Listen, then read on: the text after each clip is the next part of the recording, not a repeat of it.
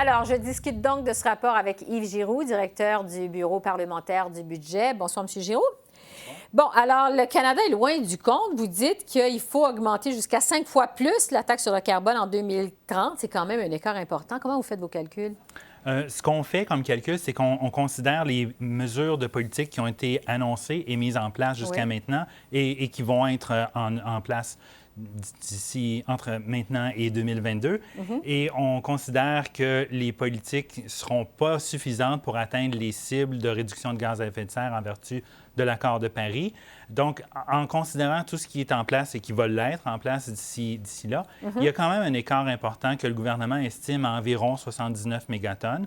Ça ne tient pas compte des mesures qui pourraient réduire les gaz à effet de serre, comme par exemple certains investissements en transport en commun ou certaines efficacités, mais quand même, il reste un écart important. Donc, on calcule les réponses qui ont été considérées, qui ont été constatées ailleurs dans d'autres pays, suite à des augmentations de prix de carbone par les acteurs économiques, les ménages, les entreprises, et on arrive à une augmentation graduelle nécessaire de 52 par tonne de gaz à effet de CO2. À partir de 2023 jusqu'à 2030. Exactement. Et ça s'ajoute aux 50 qui est déjà ou qui va être en vigueur en vertu des règles actuelles. Qui sont déjà établies maintenant, ce qui fait qu'en Exactement. 2030, la taxe sur le carbone va s'élever à 105 c'est ça? 102 pour être plus précis, 102, c'est ça. mais c'est des prévisions, des estimations. D'ici là, ça a le temps de changer un peu. En fait, c'est pas nouveau que le Canada ne rencontre pas ses engagements en vertu des accords de Paris. Ce qui est nouveau, c'est que c'est aujourd'hui, finalement, c'est chiffré. Là, ce que vous dites, vous en avez parlé il y a un instant, c'est que selon vos calculs, on serait à court de 79 mégatonnes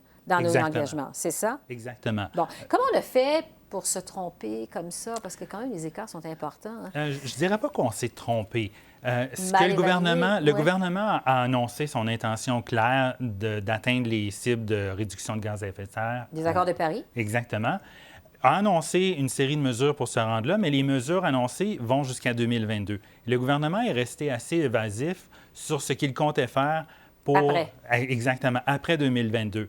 Est-ce que c'est à dessein ou est-ce que c'est par hasard? Je ne crois pas que c'est par hasard. Je crois que c'est pour éviter justement de montrer des chiffres qui sont un peu plus élevés, ce que notre rapport indique, que le prix du carbone, si c'était l'instrument choisi, devrait augmenter considérablement. Vous pensez qu'on a voulu nous cacher des choses? Bien, je pense qu'on a voulu probablement prendre le temps d'y penser, sachant fort bien que si c'était uniquement via une taxe sur le carbone, que ça impliquerait des chiffres assez importants pour les consommateurs, pour les industries et pour les Canadiens. Donc, et malgré les chiffres importants, justement, de vos conclusions, vous estimez que les augmentations que vous proposez, vous dites avec lesquelles il faut aller de l'avant, ça n'aura pas vraiment d'impact sur l'économie canadienne, le taux de croissance du PIB. C'est quand même étonnant. Comment vous en arrivez à ça?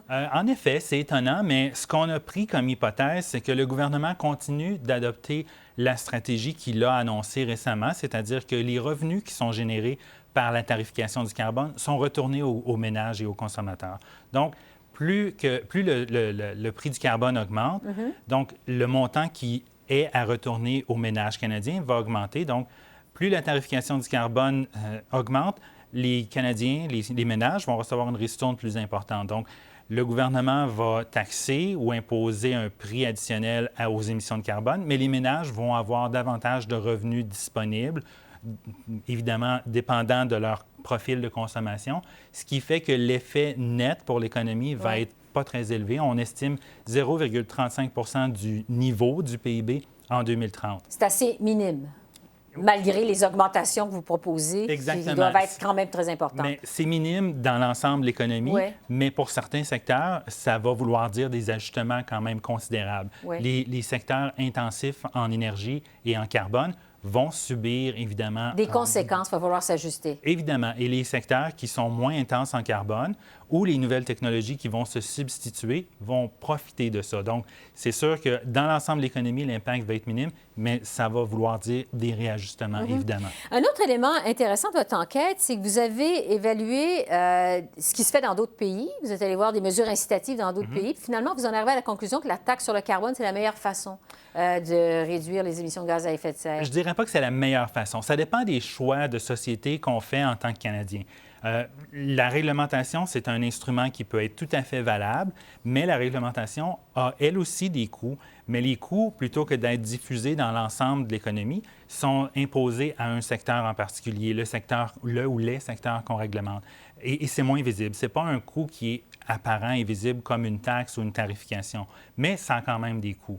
Ce qu'on dit, c'est que la tarification du carbone, ça permet aux gens de s'ajuster, puis ça n'impose pas un coût important à un secteur, mais ça impose un coût moins élevé à l'ensemble des acteurs qui peuvent, pour éviter de payer la tarification, modifier leur comportement.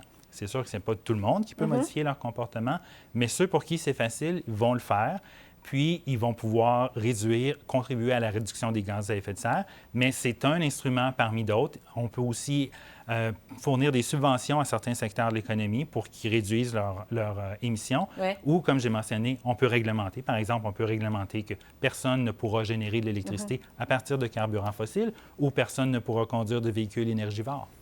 Votre rapport semble est déposé en pleine période préélectorale. Je sais que vous êtes indépendant, mais on verra les effets de ce rapport sur les formations politiques à Ottawa. Yves Giroux, merci beaucoup. Ça m'a fait plaisir. Merci.